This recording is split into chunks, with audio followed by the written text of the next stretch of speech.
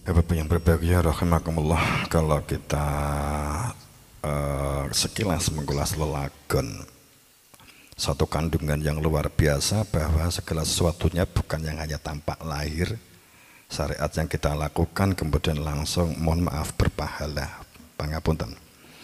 Saat kita berbicara tentang salaka asluk suluk saliku fi batni atau suluku batok, salaka fi batni, berjalanlah kamu hati kamu. Jadi di sini bukan masalah suluku dalam pengertian suluku fi lahiri atau jasadi. Ini gagrag dari Raden Said Sunan Kalijaga bersama dengan Sunan Bonang. Sunan Bonang itu wali songo yang ditugasi oleh para wali untuk menutup dan membuat sindiran-sindiran karena tidak memungkinkannya untuk dibuka belak di zaman itu kaitannya dengan akan menjelang adanya penjajah, sehingga banyak sains dan teknologi yang disimpan oleh Sunan Bonang di beberapa titik seperti pusaka. Kita mengatakan bahwa pusaka itu sering kita katakan klenik, pusaka kita sering mengatakan bahwa itu sakral atau bahkan ada yang berpendapat musyrik. Cara di zaman masa lalu, kalau di dalam kewasitauan, di dalam masalah imam kenabian pusaka itu, maka semua nabi kan banyak yang memegang tongkat. Bahwa sesungguhnya itu adalah stempel berkaitan dengan kami tidak mengutus para rasul ila kecuali tatro, kecuali adalah sambung kait mengikat tidak pernah terputus. Itu stempelnya adalah tongkat. Kemudian pada saat ada kejadian tertentu, maka di sekitar zaman skolastik itu yang digunakan adalah pedang dan pusaka. Jadi itu disebut sebagai stempel. Tapi di balik pusaka yang kita ada energi, kita sering mengatakan itu adalah energi ini yang ngisi ini, ada ngisi ini, orang-orang metafisik begitu. Tapi sebenarnya di balik itu materialnya adalah material energi. Kalau kita melihat dari sisi sains dan teknologi itu sebenarnya energi. Sehingga ada yang dibuat dari batu meteor. Di dalam batu meteor itu ada kandungan bla bla bla bla bla begitu, saya akan sebutkan. Kita ambil aja salah satu contoh. Pada saat ada pasir hitam, kemudian ini digunakan sebagai pusaka, maka dia akan mengambil unsur karbon yang berada di dalam itu, kemudian dijadikan dengan sistem tekuk, sistem cara pembuatan pusaka dengan beberapa kali itu untuk memunculkan energi murni. Pengertian di sini kalau kita nggak bermain klenik itu sebenarnya energi. Seperti ada pusaka pelengkang jagat umpamanya begitu, itu jika diletakkan di sawah maka lahan itu akan menjadi subur dan seterusnya. Kenapa? Sebenarnya itu ada energi yang dapat menghidupkan bakteri, rhizobium dan bakteri yang berada, ada bakteri rhizobium dan apa yang digunakan untuk menggali anak malih lali yang di bambu itu apa? Trichoderma sebagai contoh itu. Apa bisa begitu? Bisa, karena zat itu memang dapat mendatangkan itu seperti magnet. Jadi itu bukan masalah klenik. Cuman karena memandang kita adalah klenik, habis kita sebagai satu perilaku kemusyrikan. Sebenarnya itu adalah sains dan teknologi di masa lalu. Saat ada pusaka dapat berdiri, itu sebenarnya ada energi di dalamnya. Saat di Joyoboyo mengungkap siapa yang dapat menaklukkan lelembut, maka itu yang akan menguasai. Apa itu lelembut? Lelembut itu adalah pangan, energi. Pangan dalam pengertian bakteri, energi itu adalah, maka kalau kita berbicara tentang hal demikian, sebenarnya adalah hebat dan luar biasa di masa lalu. Itu adalah energinya.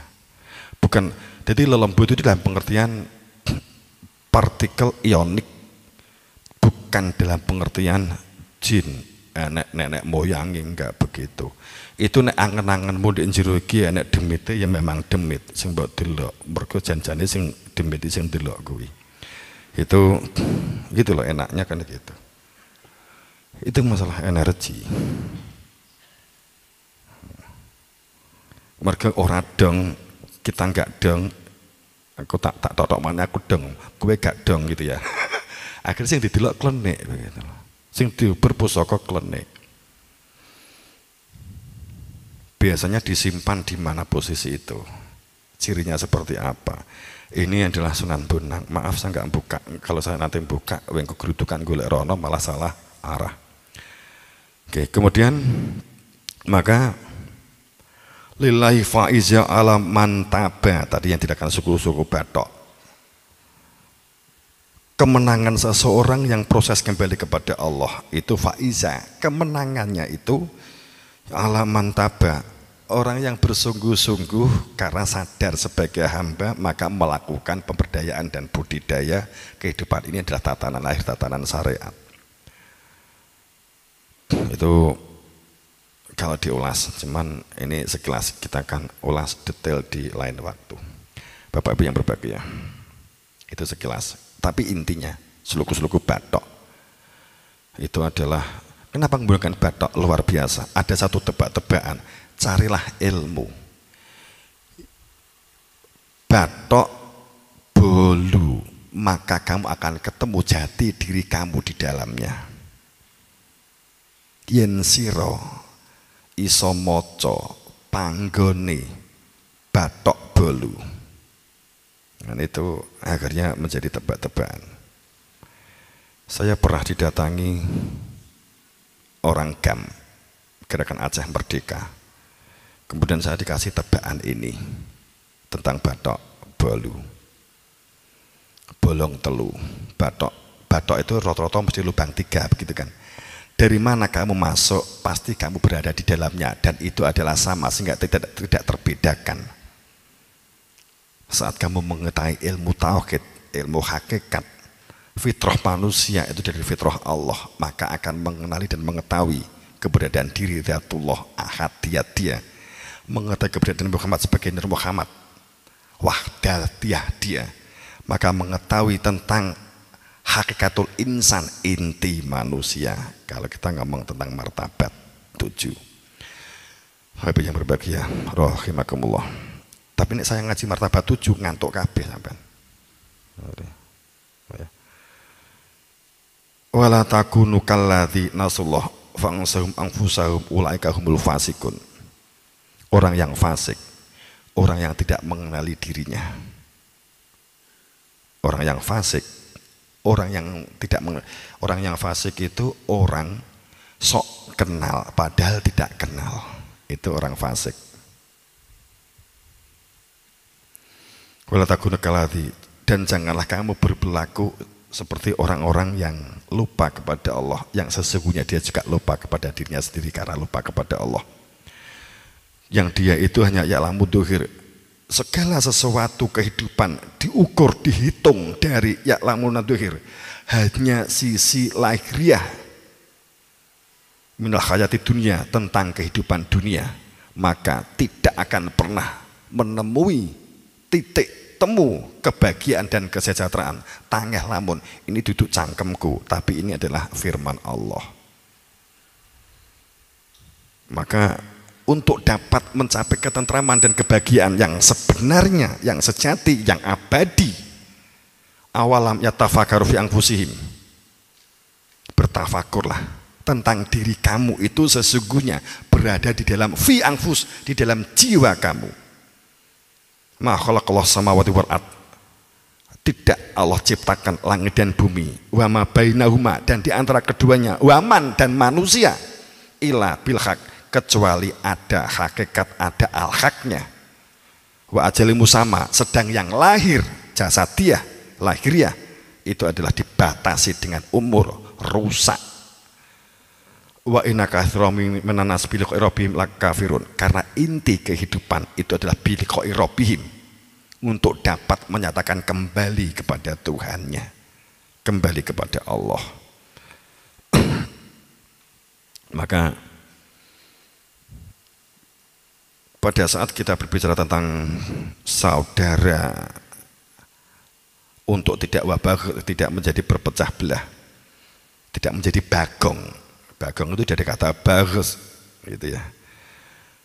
Bahwa orang fasik merubah dan mengganti dawuh, kalau di kita katakanlah dawuh guru atau dalam kurung Al-Quran, Al-Quran dalam kurung dawuh guru. Ya keberadaan Nabi Muhammad kan Nur Muhammad, rantainya kan nggak akan pernah terputus supaya orang beriman. Nek kalau kita nggak ketemu Nabi Muhammad, piye arep iman? Logikanya begitu saja lah. Wong iman itu adep-adepan ini. Iman kepada malaikat, adep-adepan dengan malaikat, piye imannya? Waduh, ki kan menggok beduweneh ki ya. Gitu ya. Seperti apa sebenarnya? Ya kalau kita iman, saya kasih contoh satu aja deh. Iman kepada malaikat apa sing bekarep nih? Sing pendek wae. Iman kepada malaikat Mikail. Kalau kamu iman kepada malaikat Mikail, kamu punya potensi yang telah Allah anugerahkan, maka gunakan untuk pemberdayaan dan budidaya. Kalau kamu malaikat Israfil, jadilah pendengar yang baik, penyimak yang baik. Ojo bayangin trompet. Mohon maaf, saat saya didatangi rombongan Romo Yai, Abah-abah Kiai datang ke sini. Kemudian dia bertanya kepada saya, Pak Yai, nggih, apakah suara mendengung yang di Jerman, di Amerika, di Australia, dan beberapa waktu yang lalu di Jakarta, itu apakah suara trompetnya malaikat Israfil, tanda kiamat? Saya yang jadi bingung kan. Dia tanya kepada saya, loh, alasan panjenengan kok kesini dan tanya kepada saya itu kenapa? Saya direkomendasi oleh seseorang, juga salah satu kiai, nek pengen ngerti di nggone Yai Tanjung. Kemudian dia akhirnya juga datang rombongan, 2 mobil, ini ada 17 orang, semuanya kiai. Kemudian dia bertanya seperti itu. Waduh, gimana jawab saya? Kok direkomendasi? Apakah kira-kira dia melihat bahwa malaikat Israfil datang ke sini, assalamualaikum? Tapi di sini saya menjawab, mohon maaf pangapunten, sampai jenengan ke sini, yang namanya malaikat Israfil, sang peniup sangkala, belum salam, belum ke sini. Nanti kalau beliau hadir memberitahu, nanti saya kabari. Tinggalkan nomor telepon panjenengan, saya ngomong begitu. Lah apa ya mungkin toh Pak Yai? Lah, saya gimana jawab? Memang malaikat Israfil nggak ke sini gitu lah. Saya bingung jawab saya. Terus itu kira-kira apa tanda kiamat gitu loh Pak Yai? Ya saya hanya bisa menjawab kemungkinan. Apa Pak ya kemungkinannya? Kemungkinan benar, kemungkinan tidak. Terus maksudnya kalau dia meniup, kalau kita katakan iya, itu bisa jadi dengan asumsi pemikiran begini, itu malaikat sing paling soro sejak bumi ini diciptakan, bahkan jagat raya yang diciptakan, dia telah disertakan namanya trompet. Dan selama sampai detik ini belum sekalipun trompet itu ditiup. Kasihan enggak? Dipikul selama beliau hidup. Kesel. Kemudian pada saat akan ada satu titik wanci, nanti diperintahkan untuk meniup, maka dia cukup cerdas, bisa jadi suara itu adalah test case trial and error-nya malaikat Israfil. Jika nanti diutus untuk niup, biar lancar, sebab terlalu lama nggak digunakan, saat ditiup ternyata macet, itu malah repot. Maka beliau malaikat Israfil uji coba, dites di Amerika, dites di Jerman, dites di Australia, dan terakhir dites di Jakarta. Maka tiupan itu muncullah tiupan yang kita anggap sebagai Israfil. Bisa jadi begitu. Maksud begitu Pak Yai?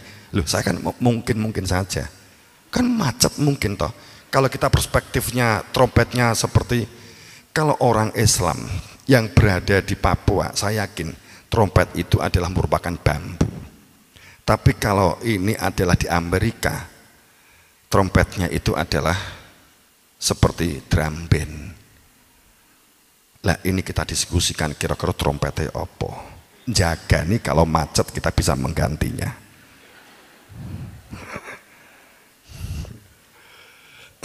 Janjinya seperti apa tuh iman kepada malaikat? Umpamanya kita ambil malaikat Israfil, peniup sengkala. Kalau kamu percaya bahwa ada malaikat Israfil sang peniup sengkala, seperti halnya panjenengan percaya bahwa ada takdir baik dan buruk. Oke, ada hari akhir. Kamu percaya pada hari akhir kan? Percaya apa iman? Jenengan ki percaya apa iman? Percaya apa iman? Jadi kalau kita nggak percaya kepada hari akhir berarti bukan orang iman. Karena syarat orang itu beriman ada 6.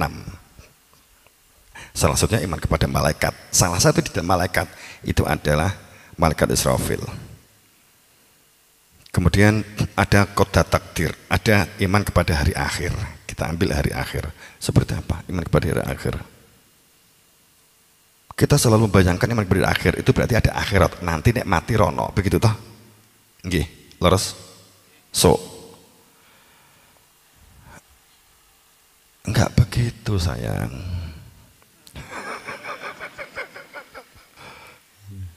Itu namanya percaya. Kalau iman enggak begitu. Kalau kamu percaya kepada hari akhir, maka hadapi fakta kehidupan kamu saat ini itu siapa. Kenali fungsi kamu sebagai manusia. Tugas manusia itu apa? Yakni memberdayakan diri, memakmurkan buminya, membangun sosial yang baik, pembangunan maslahah dan kesalehan kehidupan yang dijalani. Itu kalau berarti panjenengan iman kepada hari akhir. Kalau kamu besok itu hari besok, bukan hari akhir. Kalau kemarin itu hari masa lalu. Faham maksud saya? Kalau kamu percaya hari akhir kamu itu siapa? Saat ini, detik ini, kamu saat ini duduk, itulah hari akhir kamu. Kamu masih bisa menjamin punya besok? Belum tentu. Orang yang percaya hari akhir, fakta kehidupan, realisasinya itu adalah hadapi fakta. Jangan berbangga-bangga dengan masa lalu nenek moyang yang hebat, kemudian kamu nggak berbuat apa-apa. Orang yang merasa hebat karena masa lalu mbak itu hebat, itu cenderung nggak berbuat apa-apa. Ya begitu kan? Bahaya. Tapi hanya jika dijadikan referensi, kamu punya nenek moyang, maka kamu akan mendorong untuk berbuat lebih baik. Itu iya, silahkan. Tapi kalau hanya berbangga-bangga di mana-mana hanya mencari kehormatan dari hasil sejarah masa lalu, itu namanya wong gendeng. Pada saat ada orang yang berbangga-bangga karena organisasi, karena politik, karena jabatan, itu juga menunjukkan bukan orang yang percaya hari akhir. Dia gak bisa menghadapi fakta. Fakta kamu saat ini apa? Apa yang dapat kamu lakukan untuk berbuat baik? Itulah orang yang percaya kepada hari akhir. Itu realisasinya. Kalimatnya tu'mina billah wal yaumil akhir. Kenapa saya katakan demikian? Yang Anda harus cermati, wal yaumil akhir itu istimror, itu keabadian, itu fa'il, bukan isim,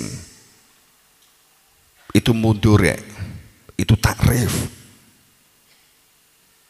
itu takrif itu sistem kenal mengenal, sistem fakta, tidak katakan isim takrif, fa'il pelaku melakukan sesuatu. Jadi kalau besok itu namanya khiyal wahmi, begitu loh ya.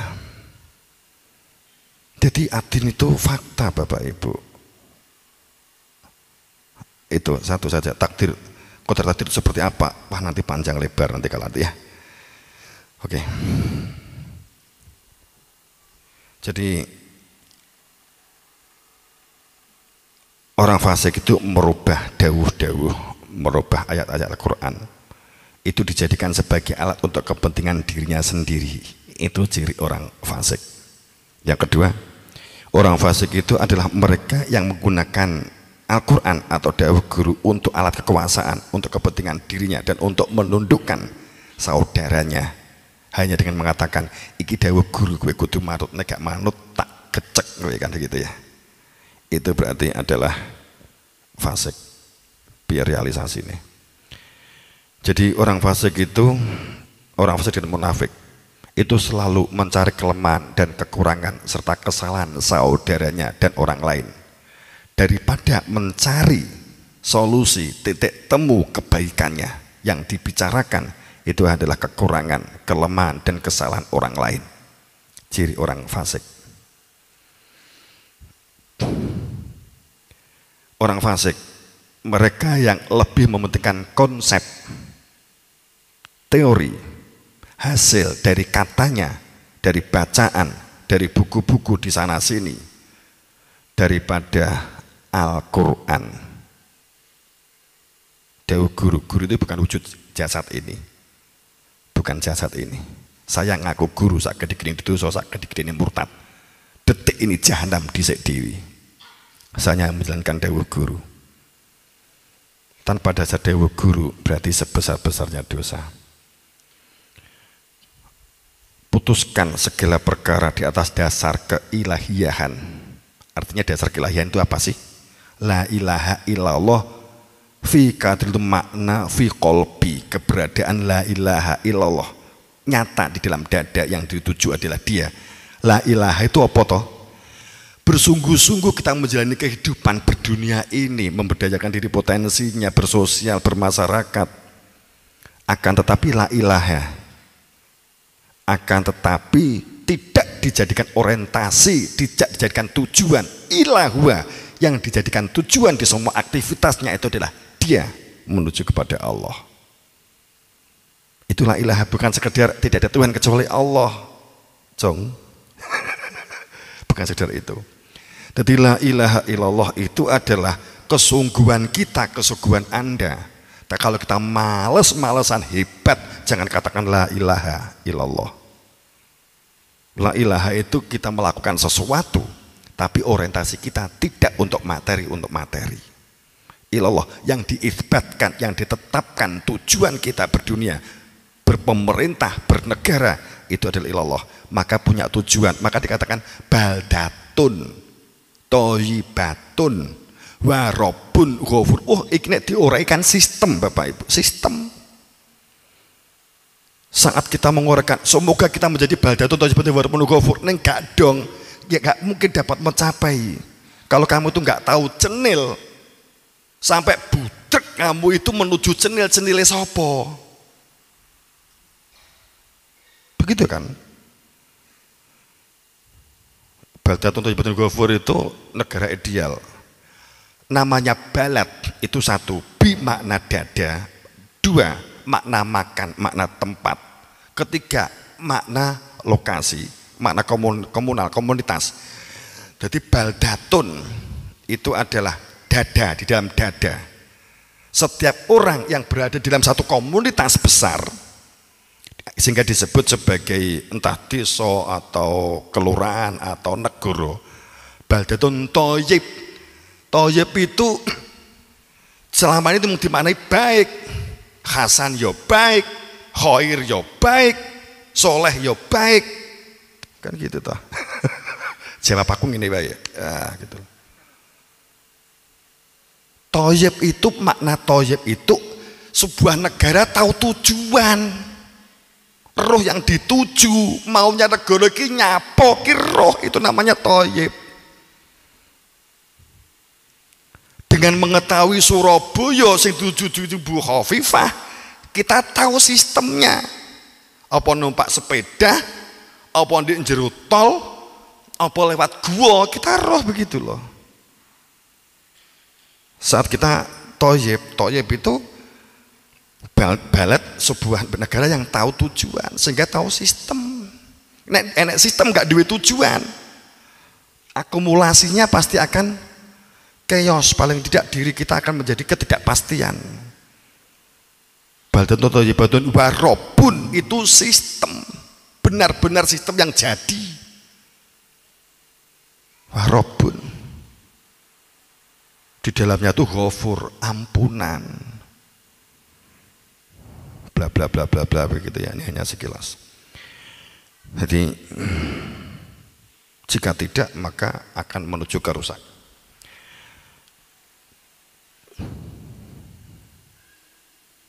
Orang fasik mereka yang lebih mementingkan konsep dan teori tadi saya maksud daripada dawuh guru. Putuskan perkara di atas dasar keilahian. Ilahian tadi sudah matur begitu. Menurut yang diperintahkan Al-Quran. Ini di surat Maidah ya. Barang siapa tidak memutuskan perkara menurut apa yang diturunkan Allah, maka mereka ini adalah orang fasik. Kadang begini, orang itu baru bekerja, baru mau membantu, baru mau melakukan, nek ento SK. Orang itu baru mau bekerja, mau tandang gawi, itu nek masuk nek nggone daftar panitia. Orang itu mau membersihkan halaman, mau ngepel masjid, walaupun di dalamnya itu ada kotoran yang banyak di dalam masjid, tidak lakukan karena dia tidak ada hari itu adalah tidak terdaftar, tidak terjadwal. Pada saat ada orang mau bekerja, jika tertulis di kepanitiaan, jika dia bekerja berbuat kebaikan, menjalankan program kebaikan, program kita peduli, baru jika ada SK, itu namanya geblek. Tahu geblek? Itu seperti anak kecil tampak dewasa dan berjenggot, itu karena ada kumisnya. Anak yang belum dewasa itu jika dia kamu suruh membersihkan halaman, kamu minta bantuan untuk menyapu, pikiran dia adalah sampah atau barang itu dipindah ke tempat yang semestinya selesai. Jika pikiran kamu sama, hanya memindahkan barang yang dianggap itu enggak penting, dianggap sampah, kemudian kamu letakkan di tempat sampah, hanya sebatas itu berarti tidak ada kepedulian, tidak ada respect, tidak ada support, tidak ada kehormatan, tidak ada kemuliaan. Itu adalah hanya formalitas, sebuah tatanan.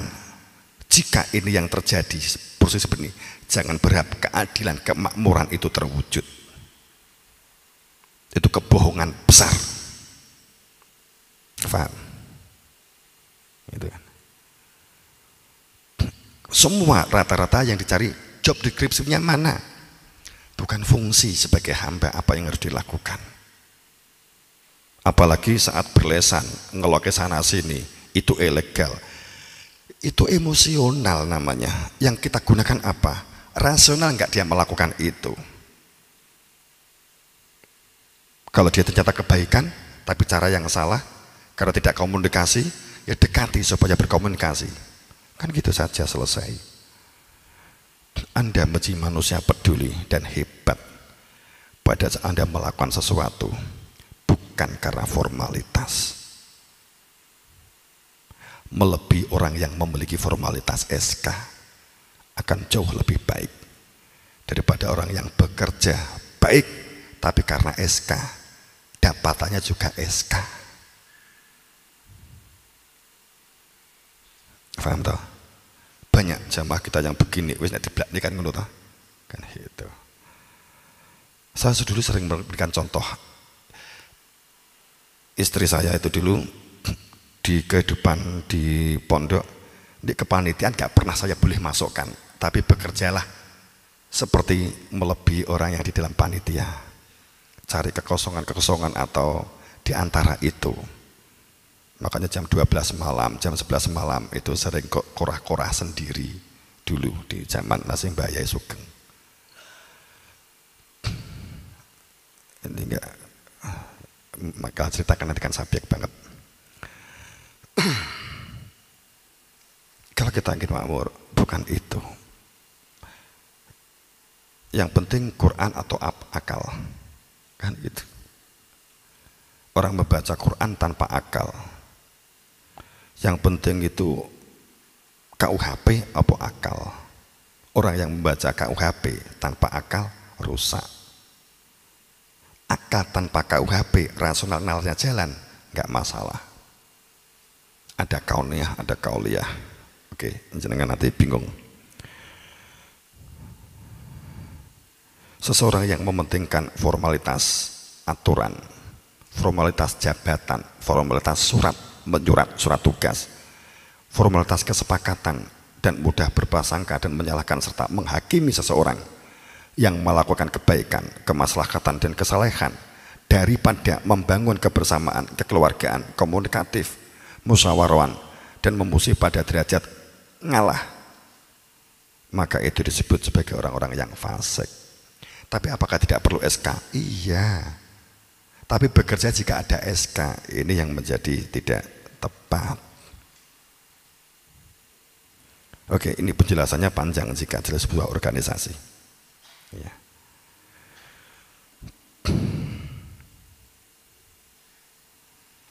Orang fasik, orang yang lebih mementingkan kepentingan kemusyrikan. Musyrik itu apa toh?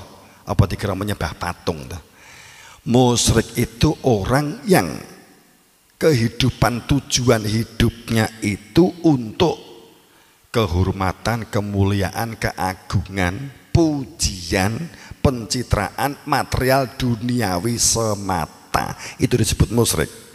Syarakun itu maknanya orang yang menyimpang dari titik kebenaran. Tujuannya rono, ning di sing dituju rono. Metodenya bener, caranya bener, tapi nggak akan teko begitulah. Itu menjadi musyrik. Maka disebut zaman Nabi Ibrahim dan Nabi Muhammad itu Lata Uzamana. Itu orang yang salah tujuan. Lata itu berbangga kepada kekuasaan dan kebanggaan kekuatan.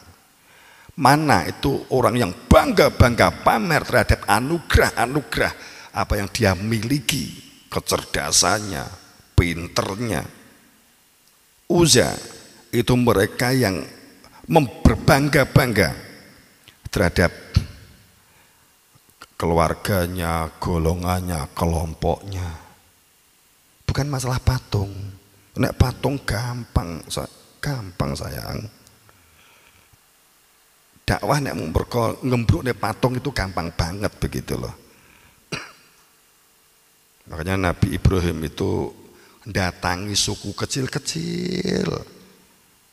Kemudian diberi pengertian, beragama itu begini loh, tauhid itu begini, tatanan Islam syariat yang baik genapi dengan tatanan batin mengenal Tuhan, maka itu adalah kesempurnaan beragama syariat, karena kita di dunia dengan lahir dan batinnya mengenal Tuhan itu hakikat, maka itu disebut bertauhid. Oh nggih ngaten iya. Terus pripun carane? Innalladzi yubayyunaka innama yubayyunallah. Cari yang dapat membaiat kamu untuk menunjukkan keberadaan Dia yang punya nama Allah dan menunjukkan keberadaan hakikat Rasul itu Nur Muhammad.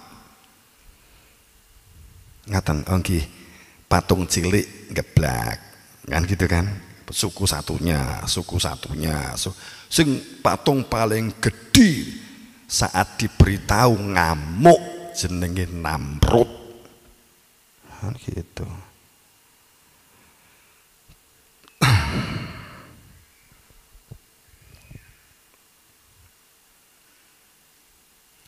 Orang fasik adalah orang-orang yang tidak memenuhi ikatan janji wabil fuqara'i at-tabina ikhwana lima alih walam tu'ati tajamana wal ma'asati tafarokna, merusak janji. Maka ini adalah menjadi orang-orang yang fasik, membangun bebarengan, kebersamaan, saling peduli, saling mensupport. Tidak dilakukan orang yang tidak memiliki hubungan kekerabatan baik secara lisan dan tindakan, maka inilah orang-orang yang fasik. Orang fasik selalu membawa berita yang mengakibatkan perpecahan Saat ada berita yang membawa perpecahan, maka akan cepat disebarluaskan. Sedang berita yang baik, saudaranya dan kebaikan saudaranya akan ditutup rapat-rapat. Ciri orang fasik. Tidak ada keberanian memuji saudaranya. Tidak berani mengakui kelebihan saudaranya. Namun ringan membuka kelemahan dan kekurangan saudaranya. Orang fasik selalu membicarakan karya kerja, ide dan gagasan yang hanya bersumber dari dirinya sendiri, kelompoknya, tapi dia tertutup sumber walaupun itu kebaikan dari saudaranya yang lain. Kalimat baik orang lain akan selalu ditutup-tutupi. Orang fasik jika menerima berita keburukan, berita kesalahan, segera disebarluaskan kepada yang lain. Sekedar untuk ingin menunjukkan bahwa dia juga bisa melakukan itu, kebaikan itu. Orang fasik akibat lupa kepada Allah, maka menjadi lupa terhadap dirinya sendiri, bahwa dirinya itu fakir. Itu. Oke, ini kita masuk ke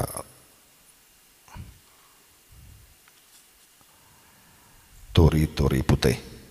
Setelah ini kita akan doa.